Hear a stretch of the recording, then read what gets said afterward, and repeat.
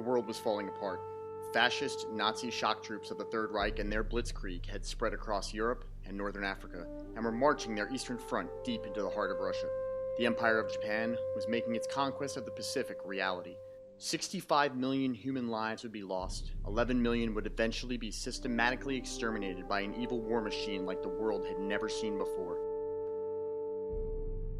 To gain a foothold into Europe and take on the armies of Hitler's Nazi Third Reich, the world needed a new elite type of soldier.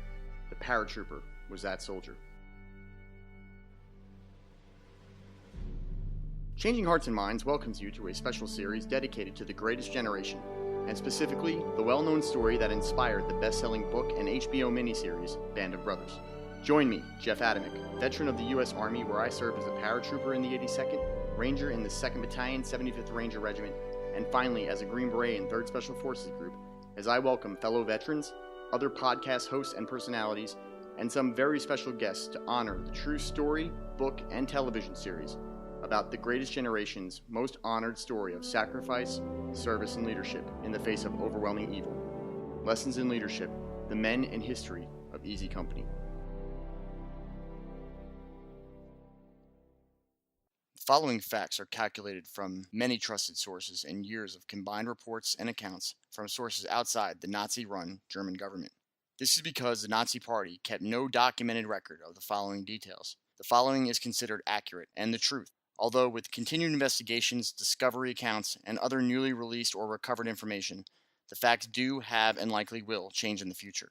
From 1933 to 1945, the Nazi-controlled German government and its collaborators and allies conducted a systematic and deliberate persecution, dehumanization, and extermination of multiple members of the human race that they deemed undesirable by their own invented, authorized, and enforced laws that in 1935 were made official with the passing of Nuremberg laws. This self-justified their evil acts upon the incurably sick, ethnic Poles, Gypsies, Soviets, and most notably, the Jews. This list is not complete and is not limited to the listed ethnic or cultural groups. Here are some statistics. Over 11 million people were murdered during the Holocaust, including 6 million Jews. Between 1933 and 1945, more than 11 million men, women, and children were murdered in the Holocaust. Approximately 6 million of them were Jews. Prisoners, mainly Jews, called Sonderkommandos, were forced to bury corpses or burn them in ovens because the Nazis did not want eyewitnesses. Most Sonderkommandos were regularly gassed, and fewer than 20 of the several thousand survived. Some Sonderkommandos buried their testimony in jars before their deaths. Ironically, the Sonderkommandos were dependent upon continued shipment of Jews to the concentration camps for their own staying alive. The final solution, as it was called, was constructed during the Wannsee Conference in January of 1942. 14 high-ranking Nazis met in Wannsee, a suburb of Berlin, and presented a program to deport all the Jews to Poland, where the SS would then kill them. Kristallnacht, or the Night of Broken Glass, occurred throughout Germany and Austria on November 9, 1938, when the Nazis viciously attacked Jewish communities. The Nazis destroyed, looted, and burned over 1,000 synagogues and destroyed over 7,000 businesses. They also ruined Jewish hospitals, schools, cemeteries, and homes. When it was over, 96 Jews were dead and 30,000 were arrested. In the initial stages of the deconstruction of European Jews, the Nazis forced Jews into ghettos and instigated a policy of planned, indirect annihilation by denying them the basic means of survival. In the Warsaw Ghetto in Poland, the largest ghetto, about 1% of the population died every single month. An estimated one-third of all Jewish people alive at the time were murdered in the Holocaust. Over 1 million people were murdered at the Auschwitz complex alone. More than any other place, the Auschwitz complex included 3 large camps: Auschwitz, Birkenau, and Monowitz. Here are the numbers alone. Murders: 6 million Jews. Soviet civilians, around 7 million, including the 1.3 Soviet Jewish civilians who are included in the 6 million figure for Jews. Soviet prisoners of war, around 3 million, including about 50,000 Jewish soldiers. Non-Jewish Polish civilians, around 1.8 million, including between 50,000 and 100,000 members of the Polish elites. Serb civilians on the territory of Croatia, Bosnia, and Herzegovina, 312,000. People with disabilities living in institutions, up to 250,000. Gypsies, 196,000 to 220,000. Jehovah's Witnesses, around 1,900. Repeat criminal offenders, 70,000. German political opponents and resistant activists in Axis-occupied territory, undetermined. Homosexuals, hundreds, possibly thousands, possibly also counted in part under the 70,000 repeat criminal offenders.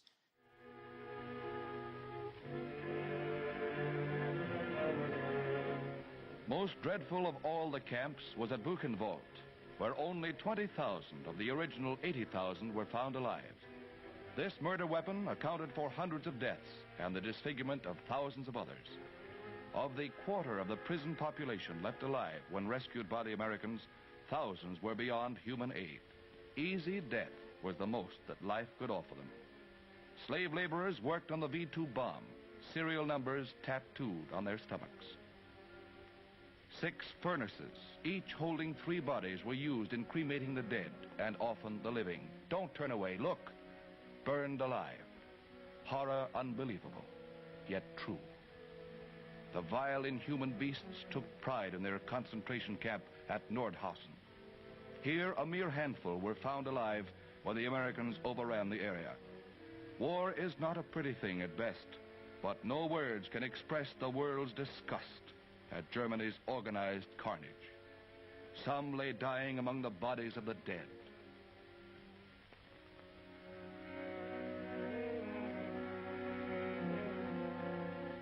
The spark of life ebbs fast in most of those still alive, but American medical men work desperately to save those they can.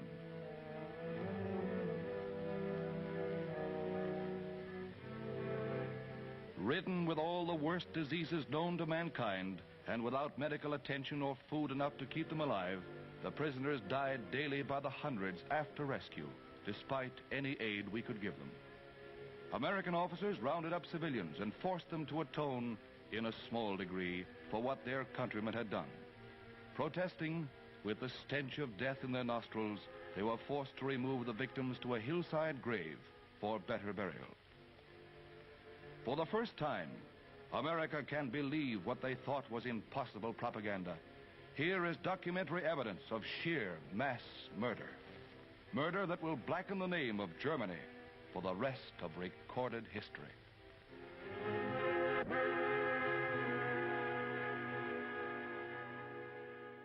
A little warning for all you guys. This episode will be containing very disturbing and graphic content about the war, and specifically about the Third Reich's attempts to murder an entire race of people from the entire face of the earth.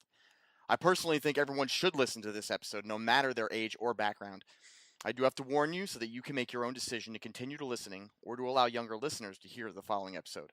I do, however, remind you that such parts of history, no matter the inconvenience or horror, must be remembered and never sanitized so that we can see the inhumanity that we as humans can commit on one another. Ignoring the past is a sure way to repeat it, and pretending things are not gut-turning horrific as they really are does not unmake them from being out there.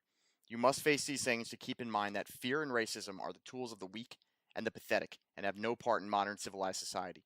And for those who find reason to celebrate or find things that the Nazis did as good, I say to you that you're a weak-minded, foolish scumbags.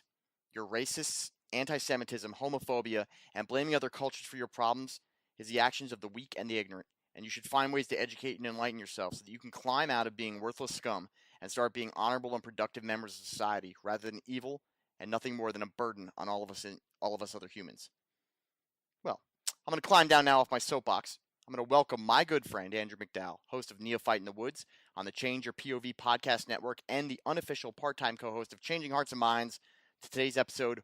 Welcome, Andrew McDowell. Thank you very much, Jeff. I appreciate you having me back on, notwithstanding the diatribe. Yes, I was specifically speaking to you, Andrew, as a Jewish American with a Scottish last name. I find it necessary to belittle you for your Nazi type mentality. Yep. Really. I like walking through Virginia with tiki torches.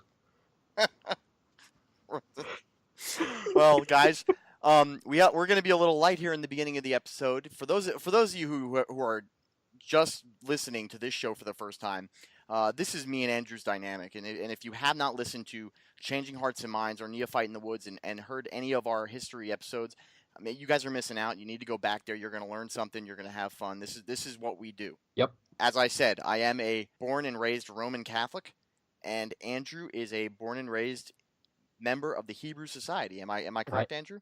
Yep. So My mom's Jewish. My father's Irish Catholic. So I got guilt coming and going. right. So as long as he pretends to go to church once a year and feels bad about it, he's good. So Yeah, exactly. the guilt's always there. No, but for those of you who are from the Northeast of the United States, you know that this is not something that is very odd or off the wall. I did not know there were any other religions besides Jews and Catholics up until I joined the Army, because that's really all there is up north, in the Northeast specifically. And to say that the Jews and the Catholics can coexist in relative peaceful humanity is just it's shown every single day up there, because I didn't see very much racism or anti-Semitism until I joined the Army, and that's just the hard. And that's not from the Army; it was just from being places outside of where I was at, where I really got to see those things. So, very serious episode we're going to talk about today, because we are going to talk about really down to the meat and potatoes of why it was so important for not just Easy Company, but for the world to stand up to these fascist Nazi scumbags. And you see it very well, very well. It's portrayed very well in the show. Yep. And we will have a couple sound bites from our good friend Dale Dye, who spoke a little bit about this episode specifically, and how they put this episode together, the people that participated in the episode, doing all the things. But without further ado, let's get into it. Today's episode is episode 9 of Band of Brothers, which is called Why We Fight. Now, back up before we even get into it. You know how I want to throw you guys stuff you don't know by watching this show. But yes, Why We Fight is a play on words to a propaganda film that was made in the United States back in the 40s, but it's only done as a lighthearted way of showing that the Nazis used propaganda to the utmost, and that we also did. However, the difference was our propaganda actually had some substance to it. It was important to go fight because of what the Nazis were doing, where the Nazis were just going off on their wild goose chase for some Ubermensch society that they found out from UFOs apparently. So today's today's episode's character focuses on 2 characters specifically. One of those characters is actually 3 people that are clumped together as one. We are going to focus on Captain Lewis Nixon, and also spend time speaking about the other character, which is 3 characters. Not 3 guys put into one, but 3 separate characters, that being Joseph Liebgott, Frank Perconti, and Patrick O'Keefe.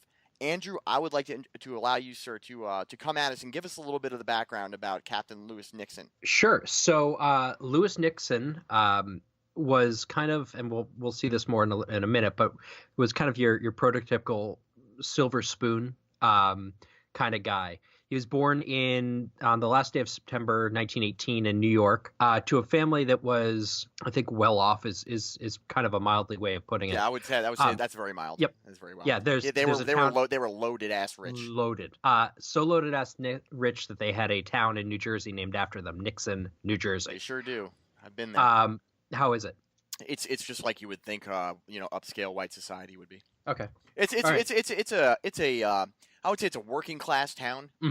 Saying that is because it is very affixed to the Nixon Nitration Works, which is in New Jersey. Yep. Which, guys, this is where they get their money from.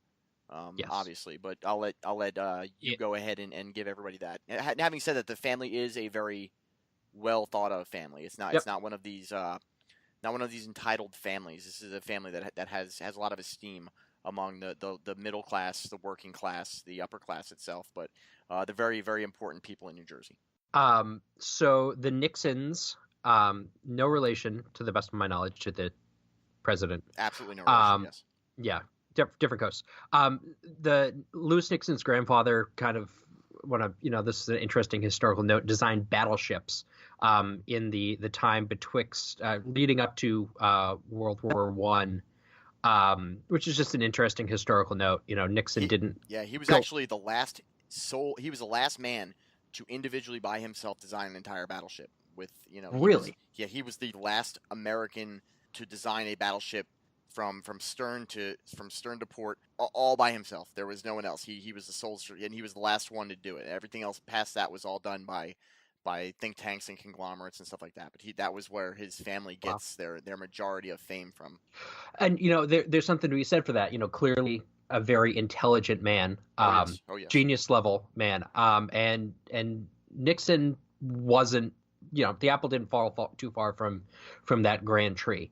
He was very smart. He went to Yale and MIT, graduated very high up in his classes, and like a lot of guys are in the early 1940s, and when the country called and needed the best and the brightest to come forward and serve in the military, he stepped forward and enlisted in the Army at Fort Dix in New Jersey, and bounced around the East Coast for his training. He did basic at Camp Croft in South Carolina, then went to Officers Candidate School at Benning.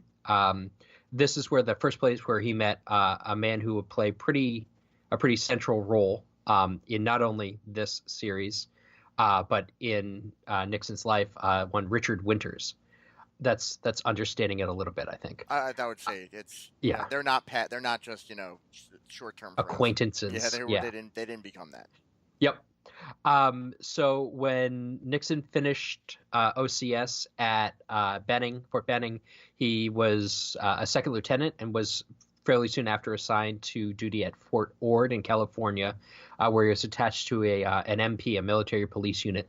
But clearly he wanted something a little bit more challenging. Not saying that being an MP is easy, but you don't have to say it. I'll say it. No, yeah. I won't say that. I'm not saying it's easy either. Especially back then, you had to deal with a lot of drunken sailors and Joes. So I would say that it probably wasn't very easy. But I'll tell you what, man, and I've said this in almost every episode with every guest, but there is something about these men specifically that puts them above, and not just volunteer. I mean, all right, so I volunteered going into the Army to jump out of planes after 50 years of them perfecting jumping out of planes. Lewis Nixon, Dick Winters, these guys went and volunteered to jump out of a plane that has only been around for 40 years. Yep. With a piece of silk to stop them from hitting the ground. And it had never been done before in military combat. The amount of faith and guts that these guys had cannot be understated. And I think that that's one of the things that I think makes them really compelling is that they mastered their fear and wanted to blaze new trails. It's something we talked about in the Daniel Boone episode again and again. Right. These guys are evocative and important and relatable because they came from all walks of life, but also they stepped forward and did something incredibly brave and incredibly selfless at a time when it was the socially expected thing to do, but they went above and beyond that by joining the paratroopers. Yeah, and somebody myself, I was in the 82nd Airborne Division, and then I left to go be a Ranger. And in today's Army, the Ranger battalions are considered a Tier 1 unit. They are special operations, and although there is a specific advanced task that the 82nd Airborne Division does, it is not considered special operations. Back then, the Rangers weren't even as elite as the paratroopers were. I mean, and yet there still was two entire divisions. As we've spoke about in the past in the history coming into this show, the 101st Airborne Division is still called the 101st Airborne Division by legacy only. It is not currently an airborne unit. They do not jump out of planes anymore. Only the 82nd does. But back then, you had two whole divisions with mass amounts of men who were willing to do this. When they talk about it being the greatest generation, it really is just phenomenal, the amount of men that stepped forward and took on these seemingly impossible tasks to accomplish something that the world needed them to accomplish. And then that's, again, as I've said it before, that is why we're doing this show. We cannot allow men like these to be forgotten, because what they did was seemingly almost godly. I mean, it's the stuff of legends for sure. Yep, absolutely. I mean, there's a reason why they write book after book and made a very expensive, very popular, well-respected documentary miniseries about it. So, true story, true fact. So obviously, Nixon joined the paratroopers and was reunited with Dick Winters and was eventually assigned to Easy Company, 2nd Battalion, 506 Parachute Infantry Regiment of the 101st Airborne, as, at the time, commander of 2nd Platoon.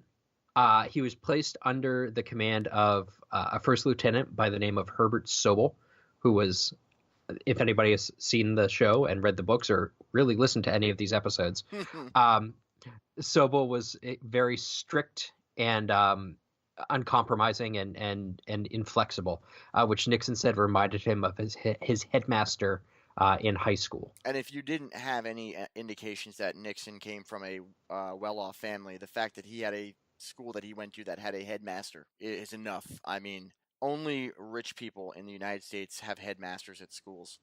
Them, Europeans, like Harry Potter, and then that's pretty much it. Yeah, I had a headmaster in middle school and high school. Oh, buddy. I know. I still love you. It's okay. I still love you. Good. I'm glad. See, bridging gaps. Bridging back. Nixon, obviously, if you again watch the show, didn't end up commanding 2nd Platoon during the drop into Normandy or thereafter. Right. Well, as we said in the first episode with Sam Culper from Breakers, it was not a secret the disdain that Nixon and Sobel had for one another, and for all of the professionalism that Dick Winters had, Nixon was unable to stomach or suffer Herbert Sobel. He just could not do it. He didn't suffer obvious. fools. No. Yeah, he did not suffer fools lightly. Nor would he not just stare him down. One of my favorite scenes, and I know we're on this episode, but one of my favorite scenes in that first episode again is the scene where he walks in on he's already gone out of the company. Sobel walks in with his apple he's eating, and he yells at Winters and Peacock, and then immediately he looks at Nixon, and Nixon is just staring him down. And man, if looks could kill. And I think part of, I think, something that we'll discuss later, actually I know we'll discuss later, is some of what made Nixon Nixon, and I think maybe influenced some of his, I'm not going to say it was troubling, but some of his a little bit more out of the norm behavior later on. It wouldn't be VAT 69, would it? Maybe. No, we'll see. We'll see how it goes. We'll see how it goes. We'll see if we get there. So obviously, as we were saying, he got transferred, or he transferred out of Easy Company and was put on battalion staff, which is apparently it was at his request to get him away from Sobel. So he was made S2, which is an intelligence position. Thank you. Yes, I was Googling furiously because I forgot. That's what I'm here for, buddy. Yep. You're here to be smart. I'm here to throw the acronyms at you. Well, you know what? That takes an intelligence all its own. Well, thank you. Jesus Christ, no it's like a love fest here. Oh, you know what? We're just going to make out later. It'll be great. He earned his jump wings just like everybody else at Benning and completed the rest of his training at Camp McCall. And eventually, like the rest of the 506, was deployed to Aldbourne in England to run up for the invasion of Normandy. In the wee hours of June 6, 1944, Nixon, with the rest of the 506, dropped into Normandy as part of Operation Overlord. He was able to link up with Battalion HQ, where he was given eventually a map by Winters, which detailed all the artillery positions in Normandy. And then, realizing its importance to the invasion, Nixon ran 3 full miles to Utah Beach to pass it up his chain of command. This is the map that Winters obtained in that Bricourt Manor fight. Yes. That's in episode 2, I believe. Yes, episode 2. The post end of episode 2. The one that we talk about ad nauseum in that episode that has become the staple for attacking and taking down a fixed in place gun position. Yep. So that map was so important and kind of thrilled command so much that they actually sent the first 2 tanks that landed at Utah Beach and made it all the way through to aid the 101st, which, and this is shown kind of pretty well in the show, they gave Nixon a ride back to the 506 on the roof of a tank, so he didn't have to hoof it all the way back. Yeah, which is pretty cool. That is pretty cool. I would love to ride on the roof of a Sherman. I think it would be one of those cool experiences. You say that now until you're riding on the roof of a Sherman under enemy fire. Well, that would be a very different story. I think I'd like to do it just kind of for giggles.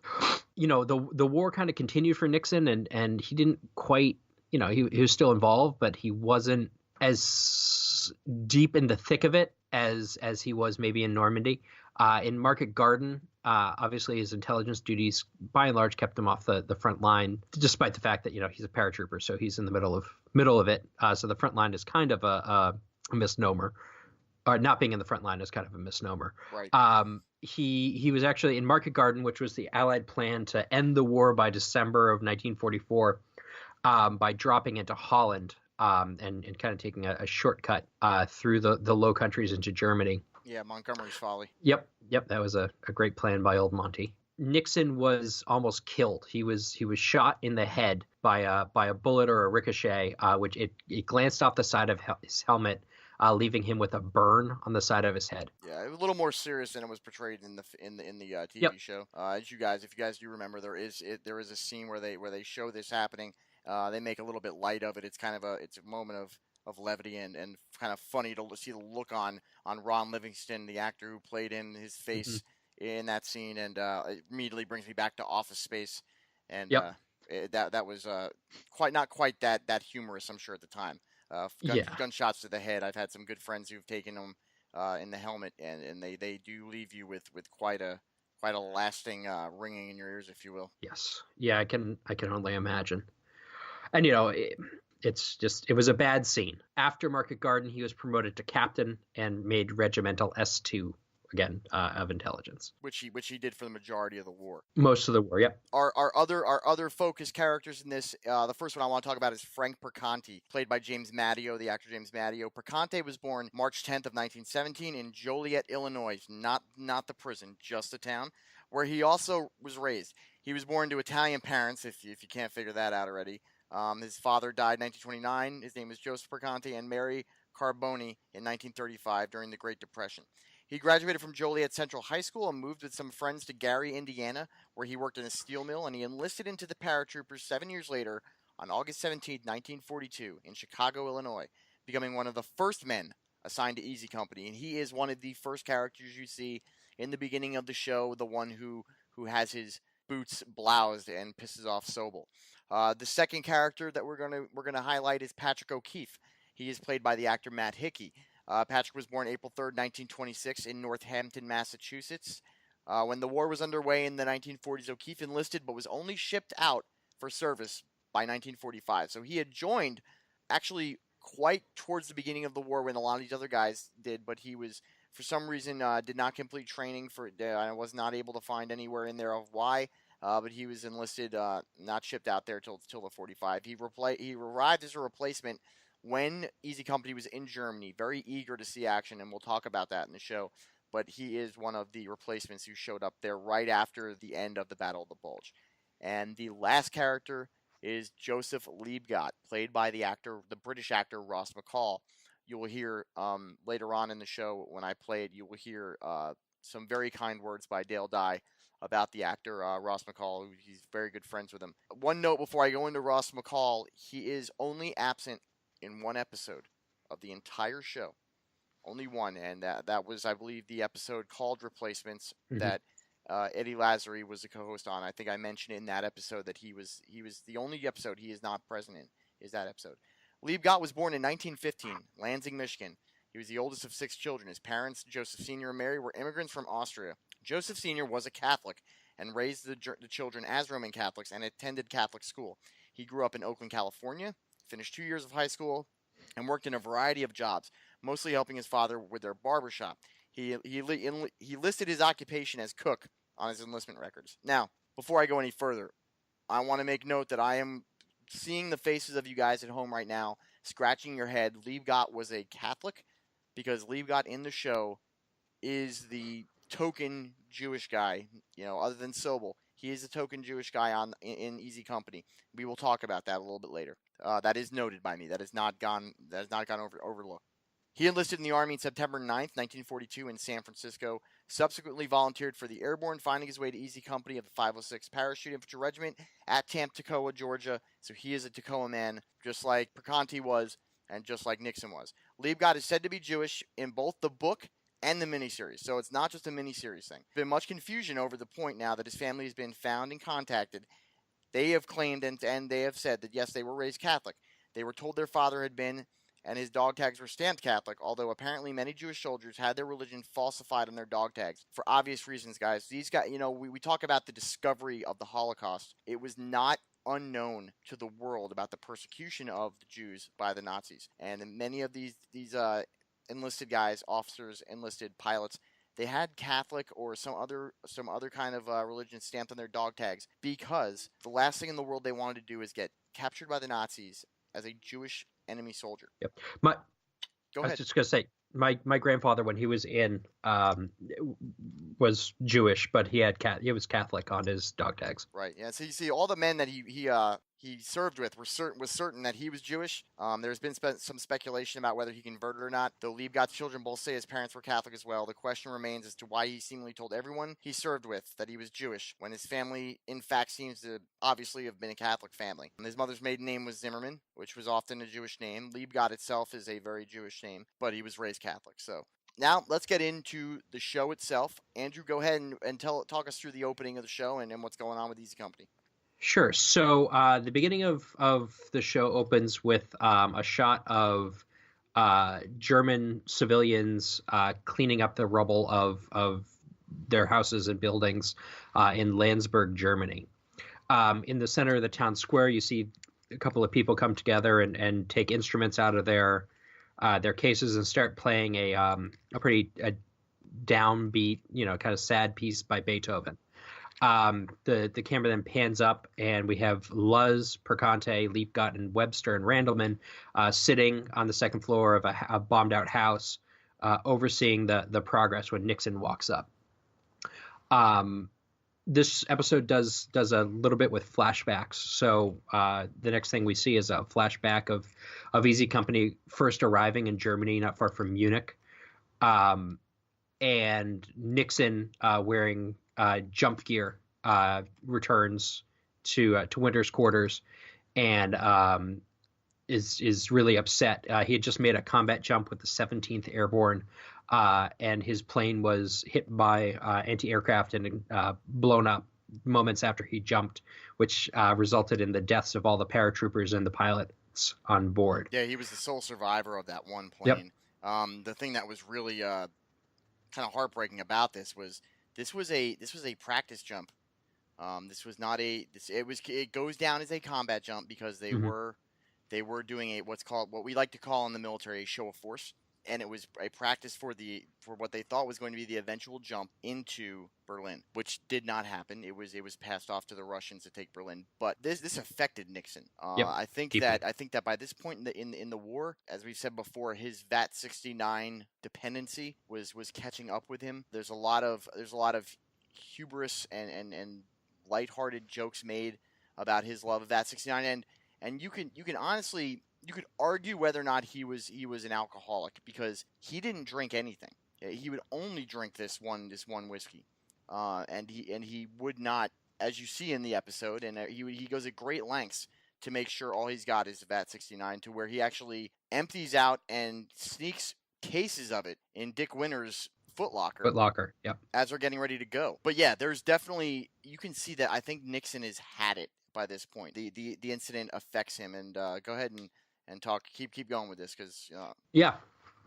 So Nixon has a scene here where he angrily talks to Winters about his having to write the families of the men who were killed on this jump, having to write those letters and not having to have done that before.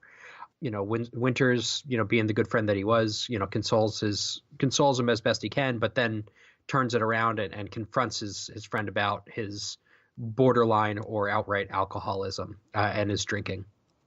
And in the same conversation, he informs Nixon that he's going to be demoted from the regimental S2 shop. Yes, back down to battalion. Colonel Sink had fired Nixon and left it to Winters to inform him, making it, hey, you're his friend. Talk to him. Nixon is completely despondent about it. He does not give a shit. There's that scene where Winters is like, Nix, I'm telling you that you've just been fired, and Nixon doesn't care.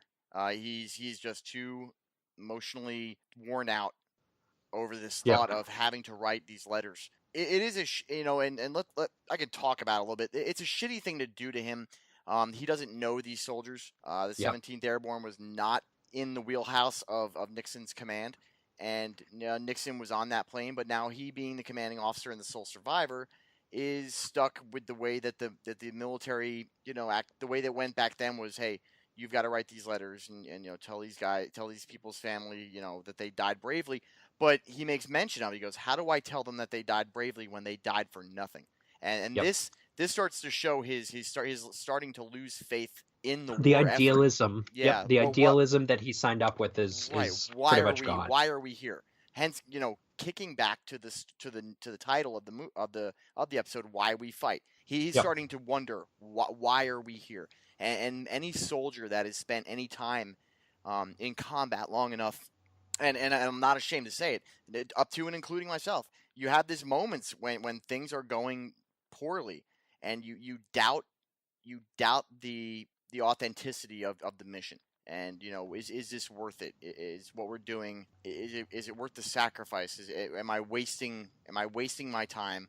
Are we wasting our time? Are we losing people for no good reason? Mm-hmm. And Nixon is very he's confronted with this at this moment, and it's starting to wear on him. And as we go into the show more, he has almost like it's like a perfect storm of events that just piles up on him at one point.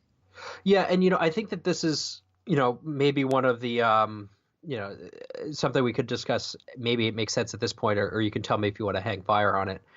Talking about the alcoholism or near alcoholism of Nixon. No, let's go into it. Yeah. So one of the other things we see in this episode, and this is jumping ahead a little bit, is Nixon running out of VAT 69 and basically going out on the town just looking for anything to drink that he can drink. Where right, well, up to the point. Let's talk about what he found out earlier. So this happens shortly after this. Nixon gets a Dear John letter from his wife, and this sends him down. This sends him down the tunnel. I think he's circling the drain, circling the drain, as so to speak. Nixon has been gone 2 years now, as they all have. 2 years is a long time, and I'm here to tell you guys, for those of you who are listening to the show, who have not been deployed, there's guys who have been on 18-month deployments, and their families have fallen apart. I never had, nor will I pretend that I did, have ever been away from my family that long on a combat deployment. Now, what I did in the military was different. We had a higher op tempo. 6 to 8 months was as long as we would be gone, even though we'd be gone 6 months, home for 4, 6 months, home for 4. But these 18-month deployments, you would see guys, this would take their toll on them in Afghanistan and Iraq. These guys have been gone for 2 years. They have been gone for 2 years, and you compound that with D-Day, maybe the bloodiest day in military warfare. Then you have Operation Market Garden, which was a giant failure tactically for the Allied forces. And then into the Battle of the Bulge, which was maybe the most dangerous portion of the war for these guys, and it was the longest portion of the war. So they were in this mass amount of danger for an extended period of time. All this stuff is going on. His wife is at home. They didn't have the same kind of communications that they have nowadays. Yep. You would get a letter maybe once every month or so, and you send a letter back. He gets a letter. His wife is leaving him, and she's not leaving him because she's watching him go down the drain of alcoholism, because she knows nothing about what's going on. So this all really wears on him. And then we get to the point you're talking about. He runs out of VAT 69 while he's playing cards. And he does what, I'll let you talk about what he staggers out into the streets of Landsberg. And looks in, smashes the window of a bar, looks in there for something that he wants to drink, VAT 69, or honestly, I think he was looking for any whiskey. That's the thing. That's where I don't think so. That's why I hold to the thing that I think he looked at different stuff in there and left it.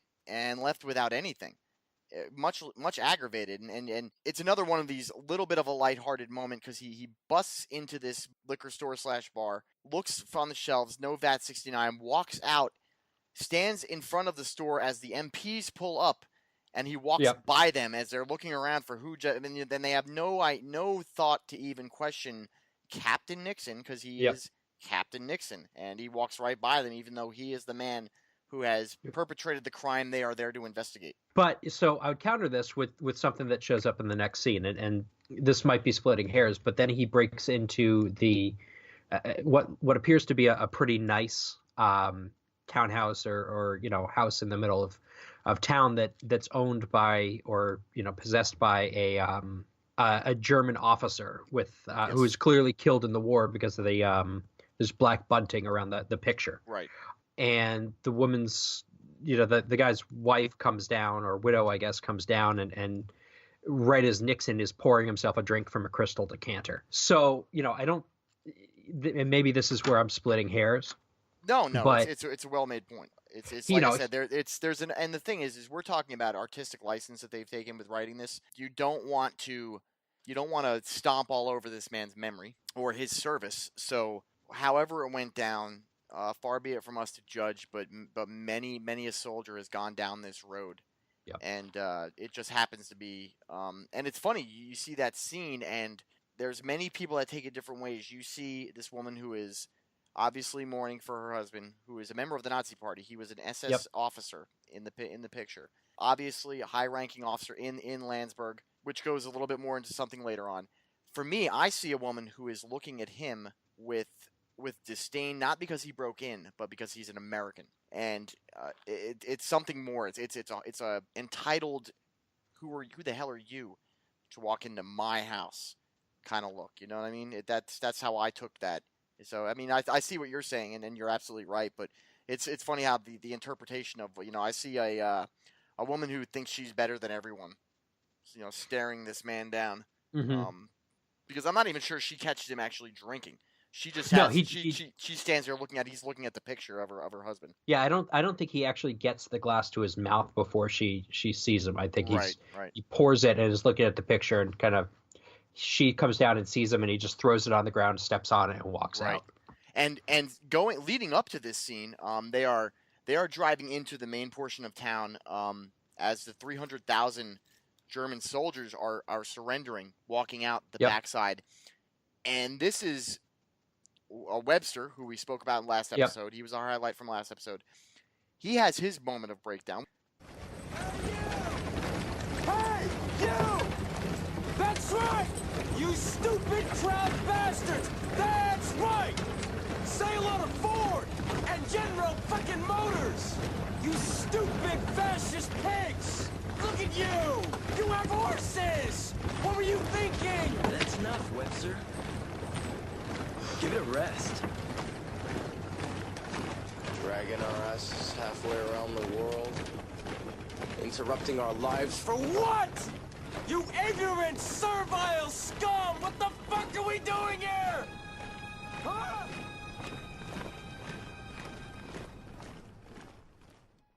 For historical purposes, guys, I will let you know that this is not recalled by any member of Easy Company. Liebgott, who was a very good friend with Webster, says that he does not recall this happening, so he always wondered why it was put in there. But Webster was another one who was a highly educated individual who has this breakdown where he starts screaming and yelling at the German soldiers because as they're leaving, they're leaving with hoof and cart. They've got horses that are towing their stuff, and he's like, "You were fighting us with horses and look at you." He goes, "What were you thinking? What the fuck are we doing in Germany? What am I doing here?" He actually yells those words. And that's another throwback to this whole thought of, why am I here? Why am I fighting this war? It's enough's enough kind of thing. Now we're in Landsberg, Germany, and they've just came into the town, and there seems to be a little bit of a shift in time. I don't know if it's a day or two. One of the cool little notes, key notes about this scene is this episode specifically. You introduce two characters. Now, Sergeant Christensen, has been in the show the entire time. But this is one of the first shows where you actually see him as a character interacting. And why that's important is there are two actors nowadays who are massively huge actors who make not cameo but really predominant scenes in this one episode. One of them is Christensen, who is played by Michael Fassbender. He is a predominant part of this episode. He was a staff sergeant. He was one of the squad leaders. I think a step away from being a platoon sergeant. But he is one of the guys that's been there the whole time. But you kind of in the background, you don't really see him, and he's got a predominant part in this. But what's also interesting is there is a new character, another replacement, character named Janovic, who is played by Tom Hardy, and it's a very young Tom Hardy too. He's almost before he got huge. Before he got huge, and I mean before he got huge, both aspects. Before he got huge by going to the gym and taking many steroids, but also before he got huge as an actor. So he's a very young Janovic, and there is a scene where he is having a good time with a local German Frau. And fraternizing. In walks Captain Spears, completely pays no attention to him because he's in there to collect up the silverware that he had been apparently stealing from the local Germans. And it's not a very good thing for us to portray the guys stealing stuff, but I think the war effort at the time was a little bit, the ideas of how people got away with stuff back then was a little bit different. I know I'd also say that silver was probably stolen from Jews or other undesirables. So really, it's, I mean, to me at least, and Right, we right, can and talk about this. that's why I think we don't make a big deal Yeah. as a culture about that stuff, because this was something that was taken from people before they were sent off to be murdered. And let's not get it twisted. And I don't want to get too deep in the weeds with that just quite yet, but Yep. that is something we should keep in the back of our minds. However, there is a humorous portion of the episode that I want to talk about. They're all sitting around getting their morning briefing, and you have Janovic, who apparently looks like he's just learning to read, trying to read a newspaper. Christensen and Lutz ask him, "Hey, what does the paper say?" And he goes, "Why are we?" And it talks about, why are we here? What does it say we're here for? I think the article is called "Why We Fight." Or Why something we like fight? that. Yes. And he says this one. He says, apparently the Germans are bad, very bad, and that's it. And everyone's just like awed by that one comment, and they're just like, And it's so funny in the show because it's such a grunt answer. Yeah, I like that. Janovic, what you reading? An article. No shit. What's it about? It's about why we're fighting the war. Why are we fighting the war, Janovic? It seems that the Germans are bad. Very bad. You don't say. The Germans are bad, huh? Hey, Frank, this guy's reading an article over here that says the Germans are bad. So what about you, Webb? Learn something new every day, huh? Guess I'll finish school. It's just something that I found was very interesting, and I wanted to bring it up as one of my favorite parts of the episode. Was that apparently the Germans are bad, very bad. It's a very, I think it's like you said, it's very grunt. It's a very dry humor tinged with bitterness. Right, because these guys are all getting to the point where they're like, enough's enough already. So then we cut to. I'm sorry. Go ahead. No, I was gonna say they've already, they've been fighting for 2, and for guys who are in 42, they've been fighting since Kasserine in some cases. So they're pretty sick of this war. Right, yeah, and you know what? At this point, you kind of can't blame them. I mean, they've seen many of their friends die or lose legs. Just last episode, 2 of the most popular guys in the company, Joe Toy and Bill Garnier, both sent home with they could probably go buy a pair of shoes together. I mean, that's how bad their injuries were. We cut to Perconte and this brand new guy, O'Keefe, who is just nauseatingly motivated. And I mean, this actor does such a good job of playing every brand new young recruit who just can't wait to see some action. And it's like, shut the fuck up, kid. One of those things. And so you as a former soldier, I identify with Perconte's frustration with him. They go to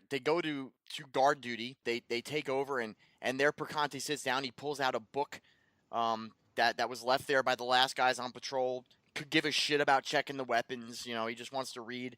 And there goes O'Keefe, and he's opening up, and he's checking the guns, and he's doing everything. And O'Keefe's all he's like, when do you think we'll get to when do you think we'll get to Berlin? Blah blah blah blah blah. And Perconte fucking loses it on him. And goes in. He goes, I haven't seen a Nazi since I got into Germany, because all these people are full of shit. And he goes, and you weren't at the Bulge, and blah blah blah. And he goes, I've been here for 2 years, and he makes that statement. It's been 2 years since I've seen home, and this is the best part of the war. I've had he goes, I've had showers, hot meals every day. He goes, so why don't you shut the fuck up, or something along those lines.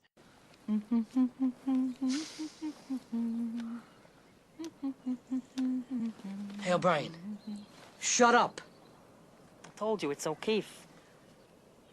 Do you know why no one remembers your name? It's because no one wants to remember your name. There's too many Smiths, D'Amatos, and O'Keefes, and O'Briens who show up here replacing Toccoa men. That you dumb replacements got killed in the first place. And they're all like you. They're all piss and vinegar. Where the crowd's at. Let me at 'em. When do I get to jump into Berlin? 2 days later, there they are. With their blood and guts hanging out. And they're screaming for a medic. Begging for their goddamn mother. Them dumb fucks don't even know they're dead yet. Hey, you listening to me? Do you understand that this is the best part of fucking war I've seen? I got hot chow, hot showers, warm bed. Germany is almost as good as being home. I even got to wipe my ass with real toilet paper today. So quit asking about when you're gonna see some action, will you? And stop with the fucking love songs. Immediately, Perconte feels bad about it, and then tries to mend that. And I think you see through the rest of the episode, Perconte constantly in a state of mentoring or looking out for Mhm. O'Keefe. O'Keefe, I look at that and I see something very, very important, and it's that image of be careful what you wish for, kid. Yep. And the sad thing is not more than 5 minutes later in that show, he's gonna get everything he's asking for, and he's Yep. gonna and it's not gonna he's not gonna deal with it well. Talk to us about what happens on the patrol. They being Randleman, Christensen, Perconte, and Luz go out on patrol and take O'Keefe along with them. This is it's not necessarily a combat patrol. They're not necessarily looking for action, but they're trying to keep their eyes and ears out while they're walking. There's kind of a borderline light-hearted moment where Perconte's talking to Luz and wondering if the woods reminded him of Bastogne, and Luz goes, except for the snow and the Germans shooting at me. Yeah, it's exactly like it. But not too long after this, they reach the edge of this wood and discover a German camp, specifically a concentration camp. And so the next thing you see is them basically going, what the fuck? And then it cuts to Perconte sprinting back to Landsberg to find somebody in hire to report it to. In this case, it happens to be Winters. Right. And there's right before they find it, there's a very good moment where Perconte and O'Keefe, both of them at the same time, have this realization that it's so tropey. It's quiet. It's too quiet. And they have that moment where they both realize how eerily silent everything is. That they're in the middle of the woods. There's no combat going on. Why is there no animals? Why is there no sound? And that's where they come upon the gates of this. The place they have discovered is the Landsberg concentration camp, also known as Kaufering. I'm going to talk a little bit about this place, right?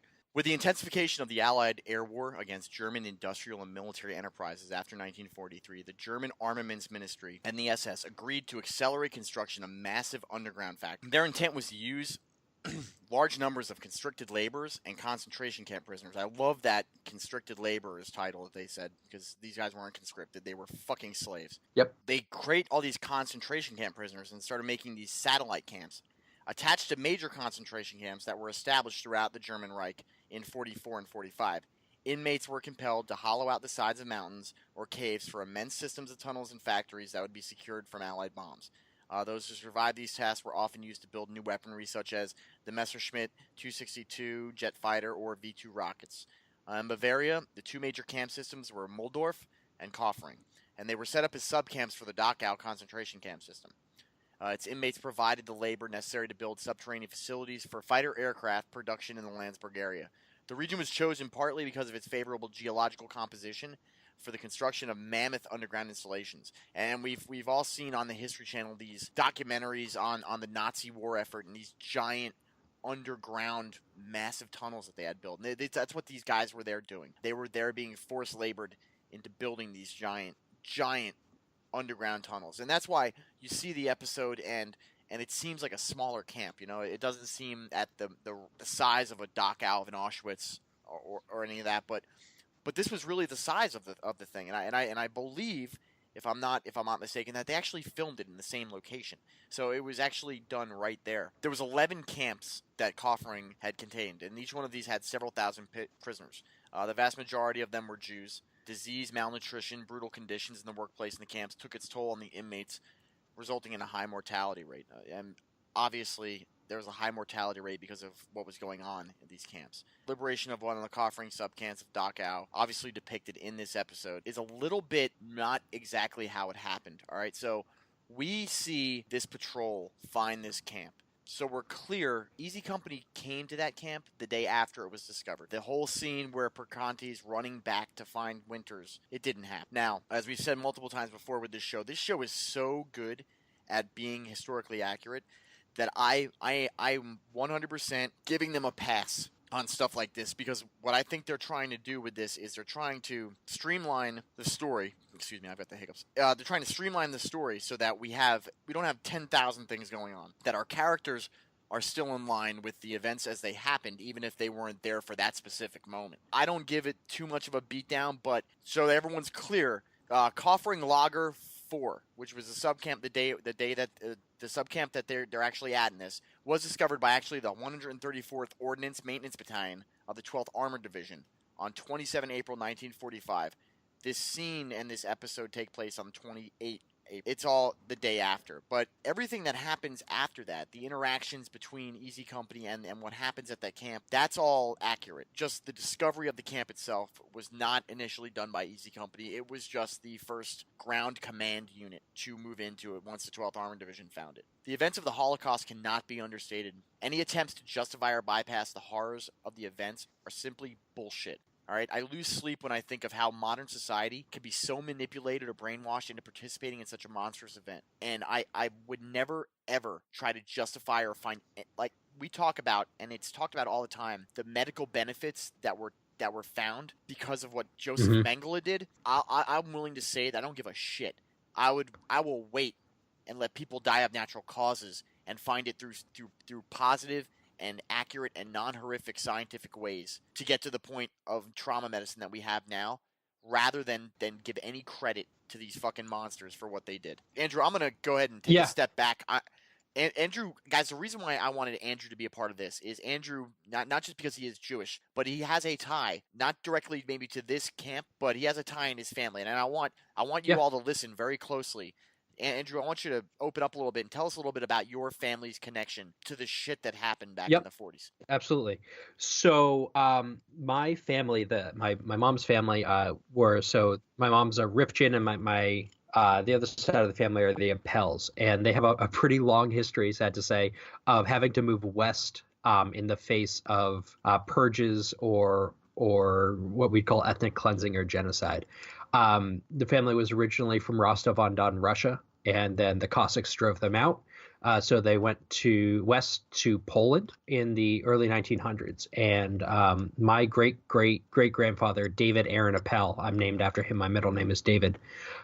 He after fleeing the pogroms and conscription actually in Russia, he came to the United States and set it up so that his wife and his kids could come a little bit after. So that's my great grandparents, and basically that side of the family who left and made their way from Latvia, Lithuania, Poland via England and Canada and France, they survived. All of the great, the cousins, the aunts, the uncles, the kids who stayed in Europe, there was a period where everybody was still in touch, and then 1939 happened, and no more letters came. After the war, folks did some digging. Every single member of that family who stayed in Europe ended up going through Auschwitz or Buchenwald, and were all killed by the Nazis. Yeah, my heart goes out to you and your family, Andrew, honestly, for that. And coming from a family, I won't hide the fact that my great grandfather was Kazakh. Having said that, does not excuse any of the things that anyone did, but the Kazakhs got theirs when the Boxer Rebellion happened, and when the Tsar got ousted, so did they. So I mean, sometimes I guess it comes around. Unfortunately, this is the kind of shit that we as a society have to, and that's why I say it's important for us to don't let your kids not listen to this episode. Correct. Let your kids listen to this episode. Put your kids down when they're old enough to understand it, and make them watch Schindler's List. These things have to happen, because we cannot allow this kind of stuff to come around because we're too afraid to face it. And that goes for more than just the Holocaust. And I'm not to turn on this, but every time we want to pretend that the Civil War didn't happen, or that slavery didn't happen, we're setting ourselves up for the same stuff. The reason why the Jews are constantly persecuted over the years was because people wanted to pretend that it didn't happen. And, well, it's so dark and we don't want to pretend. But all we're doing is we're forgetting the lessons that we've learned. And we're doomed to repeat them again. It's not a cliche-ish statement about history. It's the absolute truth.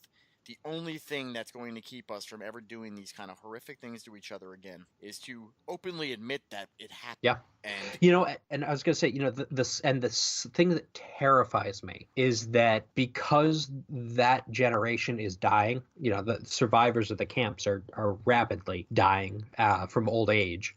It's going to get easier and easier and easier for these shitheads in the alt-right to say it didn't happen, there's no proof, and that's scary. Yeah. Just knowing that, in 10 years, 20 years, very easily everybody who survived a camp could be dead. Right. Yes, and then it's, thank God it's from old age or from Yep. living full lives, and not the horrific snuffing out of an entire Yep. culture. I mean, Yep. it's really just, I mean, it can't be overstated, and it can't be it's not underwhelming at all. I mean, it is just horrific. This episode does such a Yes. brilliant job of showing what, I mean, because these guys, I mean, they knew Yep. something was going on. I mean, like I said, there was shock in the world that this was as bad as it was, but it wasn't. They knew there was persecution going on. There was, like you said, 39. The letters stopped. People knew Yep. there was something was wrong, not right, and they Well, did a very good job of hiding the camps. Yeah. Believe it or not, we have this thing nowadays where we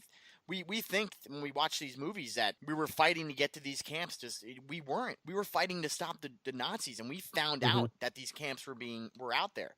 We just thought that people were being displaced, in the ghettos and all that kind of stuff. And they had no idea that the final solution was actually being taken out. I think that for the average, like, run-of-the-mill American, I think that they didn't have an idea of what the final solution really meant. Right. But there is evidence, like actual factual this happened evidence, that members of the American Jewish community went to Roosevelt and other commanders and said, there are camps and Jews are being killed. We want you to bomb the camps to make it stop. Right. And they did. Right. I mean, there could be any number of reasons. I mean, who knows if they didn't want to believe it. You have a lot of, I mean, one of the worst kept secrets is so many of these highly touted and leaders in America who wanted to pretend this wasn't happening.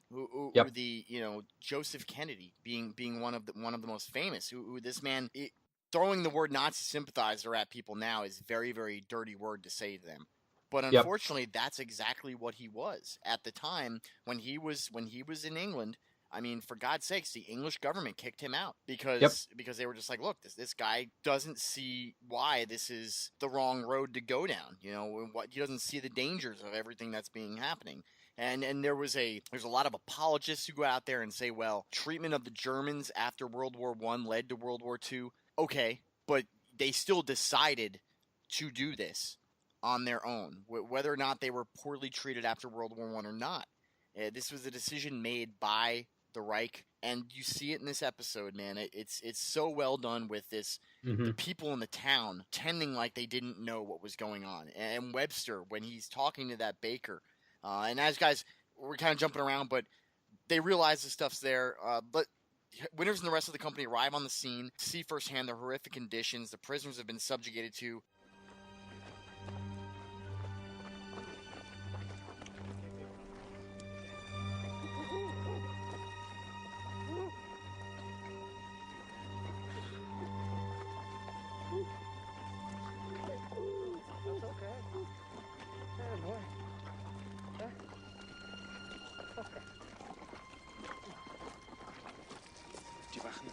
Die Wachen haben das Lager heute Morgen verlassen. You said the guards left this morning, sir. Fanden Sie aber einige von diesen Baracken. Langsam bitte, langsam.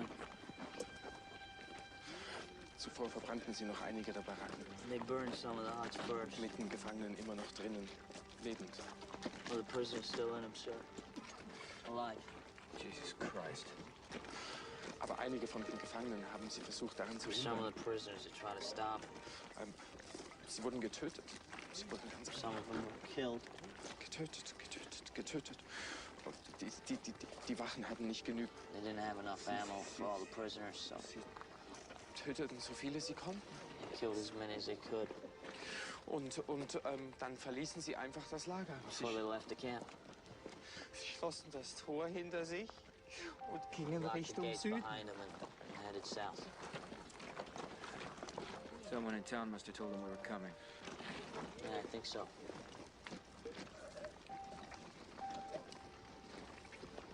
Will you ask him what kind of camp this is? Why are they here? Was ist das hier? Das hier, das ist ein Arbeitslager für Unerwünschte, wirklich. He says it's a work camp for unerwünschte. I'm not sure what the word means, sir. Unwanted, disliked, maybe? Criminals? I don't think criminals, sir. Verbrecher. Verbrecher? Nein. No. Ärzte, Musiker, Beamte, Bauern, Doctors, musicians, Schreiber, Schneider, tailors, Intellektuelle, clerks, farmers, intellectuals, I mean normal people. Juden. They're Jews. Polen, Zigeuner. Poles and gypsies. Aber ich glaube, das ist schlimm. Und das Frauenlager ist bei der nächsten Bahnstation dort hinten. Wie bitte? Was sagen Sie? Das ist das Frauenlager bei der nächsten Bahnstation. Liebgott? The women's camp is at the next railroad stop.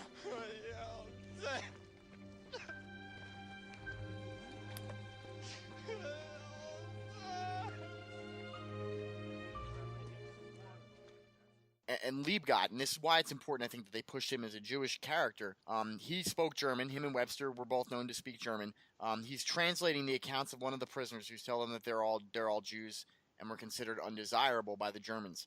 We're going to take a second right now to play the part of the Dale Dye interview where he talks about the actors who came and wanted to participate in this, and Liebgott's really got it. If there were Oscars for HBO miniseries, Liebgott's job in this one episode is worth it. And let's hear a little bit about what Dale Dye says now. If you don't mind, I'd like to jump forward a little bit in the storyline. Another episode that your character participates in is in the episode Why We Fight. We see Ron Livingston's character start to debate why he's there. You know, his wife has left him. He's really starting to drink the Bat 69 a little bit too much to where you, Colonel Singh, demote him through major winners at the time. But the scene where you move in and you have to tell the men of Easy Company that they have to put the concentration camp prisoners back inside. The character, and I don't remember the actor's name at the time, but he's the one who plays Liebgott, the one that's Liebgott, yeah. the Jewish Ross McCall. His I tell you what, if there were Oscars, I mean, I know there were Emmys given, but if there were Oscars for TV performances, his job in that one episode, in my opinion, is one of the most fascinating because it's such a real emotional event. Can you talk a little bit about the filming of that scene and your thoughts about how difficult it must have been for those guys at that moment to know that they've got to put these people back? Yeah, Ross McCall is one of my favorite actors. He's a British guy and a very close friend of mine these days. But he knew what was coming in that.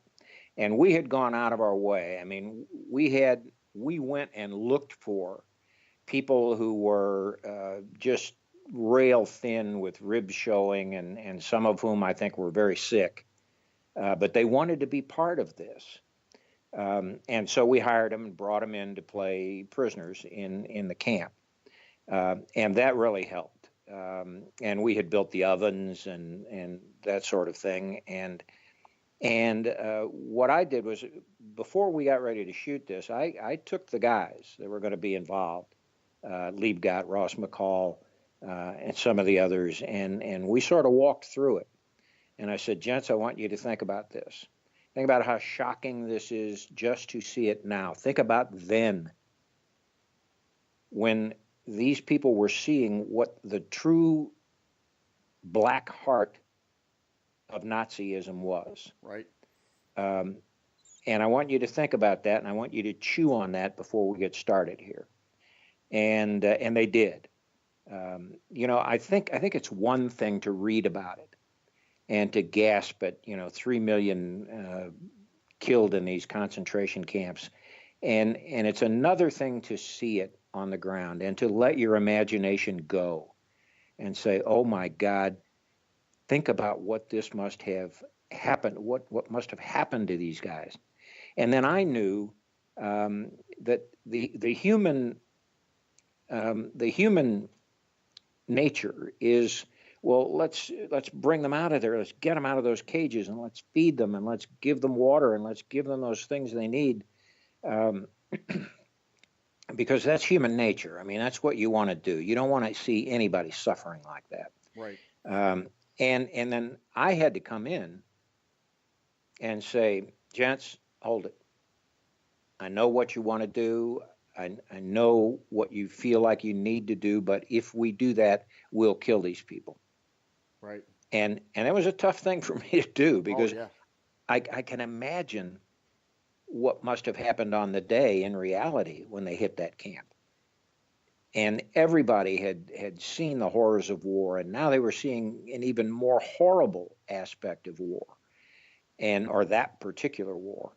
And they wanted to help. They wanted to do something. They were desperate to do something. And here's their CO coming in and saying, "I'm sorry, we can't. We must not." Yeah, and tough. without a lot of time to explain it. So we got some great reactions from those guys when I came on and told them, no, you can't do this. You could see some expressions, and believe me, Spielberg didn't miss that. Right. You got the expressions on there. There was anger, there was disappointment, there was sadness, and you saw it all. Right. And I think it gave even as weighty and with as much emotional impact as that whole episode had. I think the business of having to put them back in for their own good gave it extra gravitas, not only for the audience, but for us who were having to do it, who were having to depict it. Right, and that's why I asked. You could see guys like Liebgott character actually looks like he's breaking down for real. The look of actual shock on Christensen, who was played by Michael Fassbender, his face standing there when you're telling them they've got to put the guys back. That's real. It is. And we know as combat veterans that, and it's an old adage, and people say it might even be just bullcrap, but it's not. We really do understand the horrors of war, probably more so than anybody that could watch it on television. And that's not probably. That's exactly. That's precisely correct. So yeah, even the people, the sacrifice of the actors, especially those ones playing the concentration camp victims, to be able to tell this story is very important. And I mean, hats off to the guy who played Liebgott. It is hard to watch that, specifically the part where they have to put them back in the camp. We got more water on the way. Dick, Major Winters. Yes, sir. Sir. This is Dr. Kent, the regimental surgeon. Now, Doc, you tell Major Winters, Captain Nixon, what you just told me. Yes, sir. We need to stop giving these men food right now. They're starving. We give them too much to eat too quickly, they'll eat themselves to death. We need to keep them in the camp till we can find a place for them in town. You want us to lock these people back up? We got no choice, Nixon. Otherwise, they might scatter. We need to keep them centralized so we can supervise their food intake and medical treatment. So, until we find someplace better. Colonel Sink. It's a crying ass chamber. Let's get it done. Yes, sir. I won't get any more than you guys. Jones Sailor?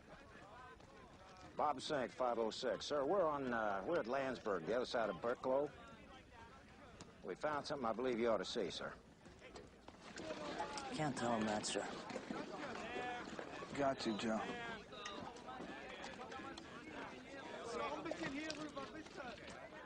Dale Dye's character specifically comes and says, you need to put these people back up because they're going to die if they eat too fast, or there's all kinds of reasons, with just the malnutrition and everything else that was going on, and for them to be able to make sure they got accountability of everybody, and the panic that is inside the eyes of the prisoners at that moment. And this goes back to that one scene that I wanted to talk about O'Keefe getting what he asked for. Conti comes around the corner and he finds O'Keefe there, and O'Keefe, I don't think there was a dry eye in that company at that moment when they're seeing everything that's going on. And O'Keefe finally gets, that's something, it's hard to talk about just because it's so scary to think that you couldn't even make that show as graphic as it really was. There's many places you can go on and find them talk about, they could not, these guys had nightmares for years about just the discovery.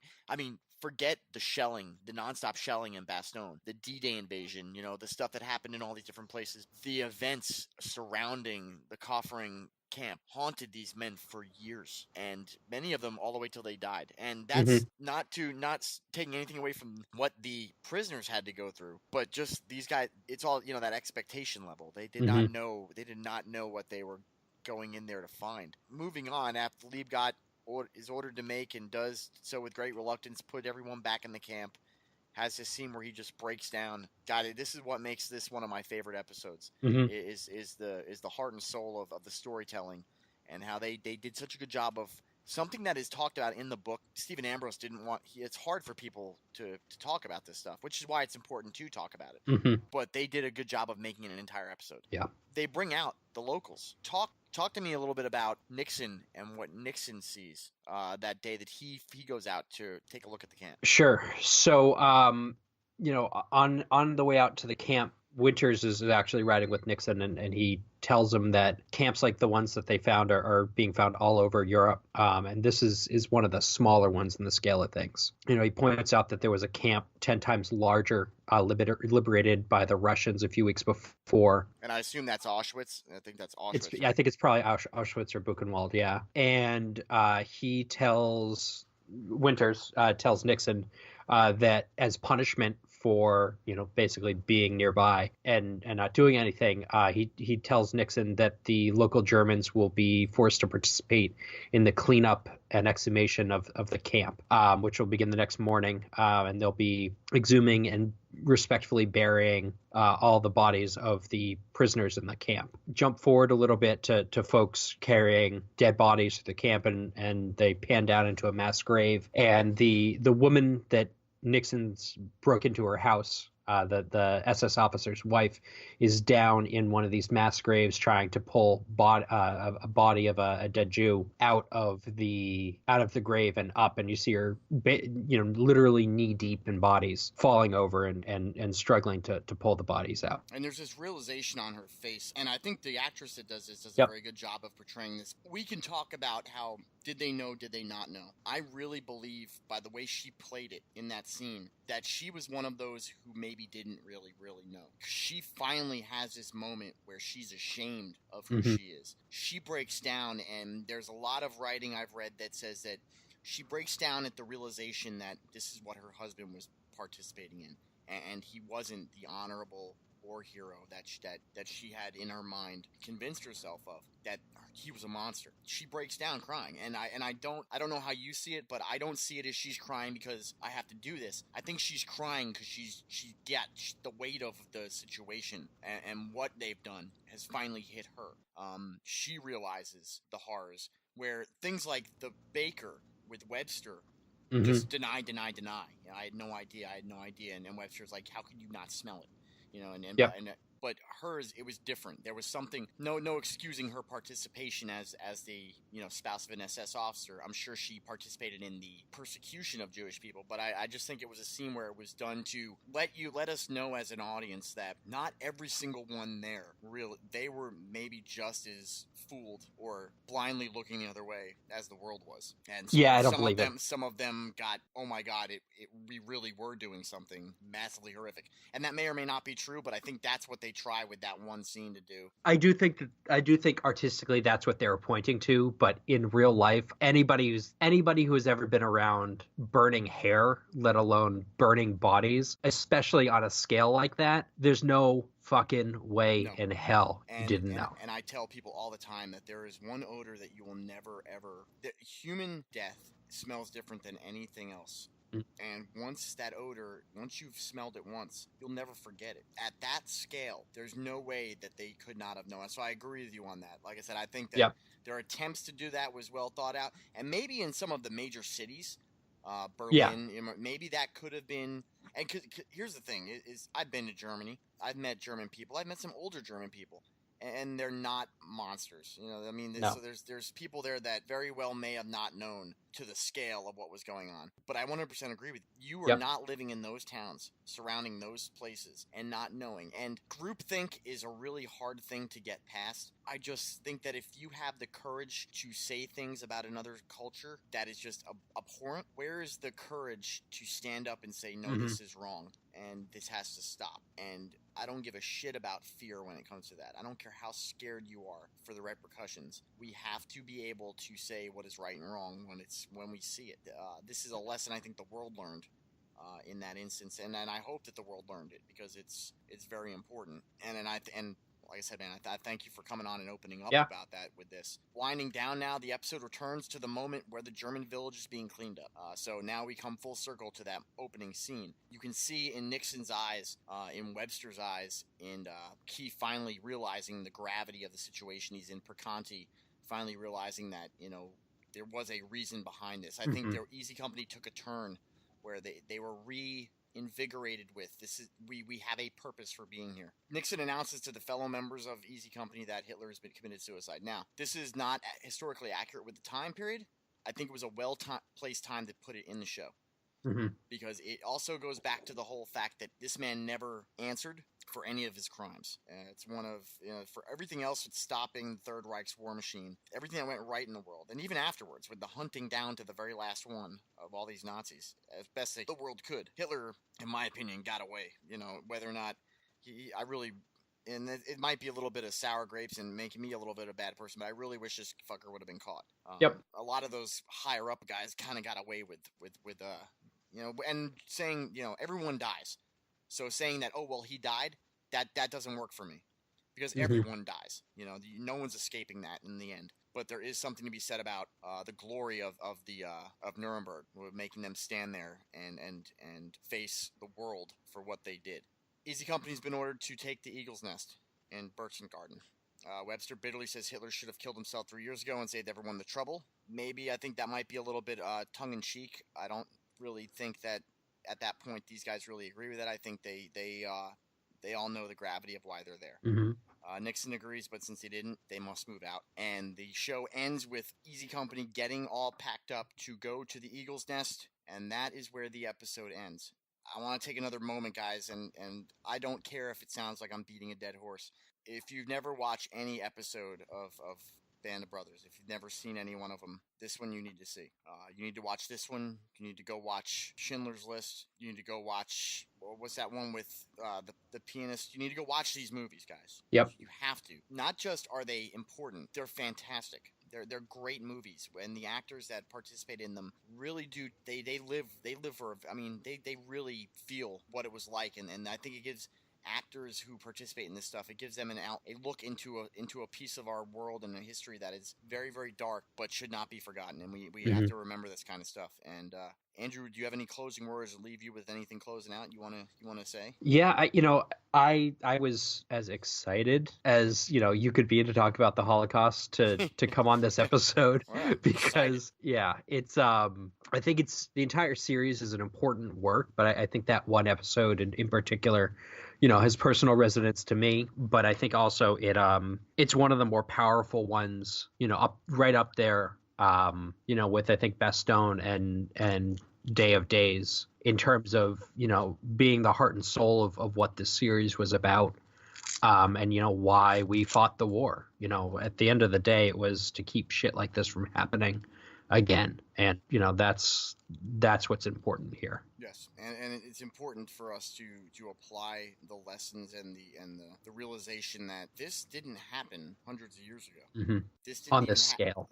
This didn't even happen 100 years ago. This happened in the modern era. Everything we have now, minus high-grade technology like computers and iPhones, all the stuff we use day to day, TVs, computers, watching movies, tanks, planes, that all existed then. This happened in modern society, in a world that had a very, very good media and way to spread news. This occurred, and this kind of stuff still happens, guys. And if you don't think that it does happen, you go look at northern Iraq when ISIS went up there and tried to eliminate all the Christians. You go look at Sudan. You go look at Yugoslavia in the mid-90s. Ethnic cleansing and the attempts to wipe out entire societies and an entire culture of people. It still happens today, and we have to, as a people, as a race, as a human race, we have to continuously make efforts to get ourselves to the point where this kind of stuff is just, it's not acceptable now, even with people doing it, but we have to make it so that it doesn't happen. And if you find yourself, honest to God, if you find yourself sitting in a group of friends and you're drinking and joking and someone says something distasteful or hate-filled, you have got to find the courage to say to that person that they're wrong. And that's where it begins. As silly as that sounds, Yep. it starts with the things that we say and act and do in our day-to-day life and how we teach our children to respect or disrespect other cultures and other people. And for God's sakes, we joked about it up front. If I believe in cannibalizing my God, as we joked about Catholics and the drink, if I believe in stuff like that or if some kind of weird, really out there dogma, I should take a look at some of the things I believe in before I judge others for what they believe in. Mm-hmm. And be advised that nobody in the entire world is above being called out when they're doing something wrong. And just have the courage inside of you to be able to say to somebody, this is wrong. Stand up for people who cannot fight for themselves. Because this is what happens when people look the other way. When you turn the other cheek and you try to ignore what's going on instead of standing up for those who are maybe not in a situation where they can stand up for themselves. And that's not the same as the thought police and the speak police. Agreed. So don't get Agreed. it twisted. It is not about telling someone not to say what they believe. It's just pointing out people that their beliefs may not be right. That's all it is. It's not telling them you can't say that. It's saying, hey, are you aware that what you're saying is A, B, or C? Are you aware of that? Because maybe there's plenty of ignorant people out there who just may not know. Honest to God, if they've heard it their whole lives, they may not know. Don't get it twisted. I'm not promoting censorship or stopping people from. I mean, because I love it. I love it when somebody says something dumbass stupid and I can identify them for what they really are. I love that. But also, I will tell them, hey, you're wrong. You're wrong, and that kind of thought process, not that kind of wording, but that kind of thought process leads to bad stuff. Yep. Well, guys, I want to tell you that we had a great holiday season, and this show comes out. I want you guys to really, try to smile at the end of this episode if you can. But if you can't, understood. This show was meant to be emotionally impactful. I wanted you all to leave this show maybe wondering, God, that made me feel like shit. I'm glad, because this kind of stuff should make you feel like shit. It also should be something that we do deal with up front and right out in front of everything. Let's not hide this kind of stuff. So I want to thank you again, Andrew, for coming on with what I'm sure was very difficult for you with your family history to come and talk about. Regardless of what anyone says, it is very brave to come out and talk about that kind of stuff because I'm sure it's very hurtful to your family even now. Good on you. And as everyone knows, I am not one person. I am not one of these people who will not tell someone that I don't agree with them or that they're wrong. So I'm not worried about it. But if you're out there and you have some problems with speaking your mind up when somebody else says something, you can send me a message on Twitter or on Facebook, and I will tell you how to use the words to use to confront things. And remember, everything that you say and everything that you talk about and everything that you believe that you're acting in front of your kids are learning that. Don't be two-faced. Don't be out there telling your kids, oh, this was wrong, but then turn around and make some kind of really crass and not insensitive, but some kind of crass statement or some kind of derogatory, blurb about somebody. And don't think that your kids are not hearing that and learning that, because they are. So having said all that, I had a lot of fun, if you can believe that. I'm probably going to go now and take a couple aspirin and cry myself to sleep. But no, I'm not going to do that, guys. I'm just joking. I did enjoy every single bit of the moment. And if you guys want to hear more of me and Andrew not completely demoralizing your life, you can come listen to us on Neophyte in the Woods or Changing Hearts and Minds when me and him do our history shows. We got some good ones that are going to be coming up in this next year. I know Andrew doesn't know about it yet, but I've been making a list. Andrew, you're going to be excited, dude. We got some good stuff coming up, man. And I can't wait. As always, you come up with something, you let me know, and we'll put it together and bring it to all of our fans. The show is important, but it's not as important as what you learn from it. So we will see you guys on the next episode, which will be the final episode of Band of Brothers. And Andrew, we'll see you then. Awesome.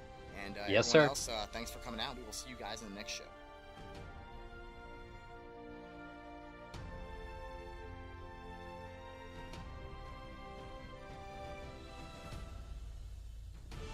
Lessons in Leadership, Band of Brothers is a production of Changing Hearts and Minds, hosted by Jeff Adamick on the Change Your POV podcast network.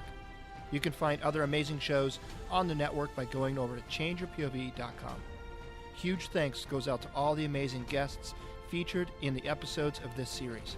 First, our very own network hosts, Eddie Lazary and Bennett Tanton, hosts of Change Your POV podcast and Attack Friday. Dwayne France, host of Headspace and Timing. Andrew McDowell, host of Neophyte in the Woods. And our newest host, Benjamin Loth, hosting a show releasing soon called Branding with Benjamin. Special thanks goes out to some amazing podcast hosts who have donated their time and opinions to the series. Sam Culper of Breakers Podcast, Brad Taylor of Sofa Kings Podcast, Nick Giglio of Conspiracy Geeks Podcast, and last but certainly not least, to the man who probably had the biggest role in making Band of Brothers the series that it is today, a staple amongst military ranks and revered by all who have worn the uniform. Here's a huge salute to you, Captain Dale Dye. Owner of Warriors Inc., Dale also has a new film in the making and is planning on using veterans to be part of the cast and crew. To learn more about this and to get the links to all of the podcasts and podcast hosts mentioned, head on over to changeyourpov.com/Band of Brothers, all one word. If you like this series, share it with someone you think would like it too. Thanks for listening, and in the words of Dick Winters, I thank God for seeing me through the day of days and prayed I would make it through D+1. I also promised that if some way I could get home again, I would find a nice, peaceful town and spend the rest of my life in peace.